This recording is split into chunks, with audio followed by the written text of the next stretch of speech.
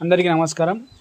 గూడు కులయస్వామి చరిత్ర చెప్పాలంటే, కులయస్వామి గంగనపల్లె దగ్గర తిరుమలకొండన్న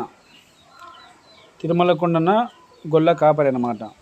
గొర్రెలు కాచుకుంటా పోతా, అప్పుడు రోడ్లు లేవు, వాటర్ బాటిల్ లేవు, బావిలోకి పోయి నీళ్ళు తాగాలంటే ఒక ఆకాశ ధ్వని అనమాట. అయినా నన్ను తీసుకొని వెళ్ళు, నీకు ఆరోగ్యం బాగుంటుంది, నీకు అష్టైశ్వర్యాలు పేరు ప్రఖ్యాతులు అన్నీ పుష్కలంగా ఇస్తానైనా, నన్ను తీసుకొని వెళ్ళినైనా అని ధ్వని వినపచ్చాను. ఎవరు లేరేబ్బా ధ్వని వినపచ్చాను చూసి నీళ్ళు తాగడానికి దోషిలో పట్టుకుంటే దోషిలో తాగుతున్నాడు. ఇట ఆ దోషిలోకి పీరు వచ్చానే, అది ఆయన భయపడిపోతున్నాడు. అట్లా 2-3 సార్లు జరిగింటే మళ్ళీ ఇంటికి పోయిన తర్వాత ఆయనకు కలవరింపులో వచ్చి స్వామి ఇట్లా చెప్పి నన్ను త్వరగా తీసుకుపోతున్నాయన పలానాసాటు ఉండా అని ఆయన 2-3 రోజులు మంచాన పడినాడు జ్వరం వచ్చి. అట్లా స్టోరీ స్టార్ట్ అయింది. వీళ్ళకి చెప్పేది రాలేదు చాలా మందికి. నేను వీడియో చేస్తా చూడండి.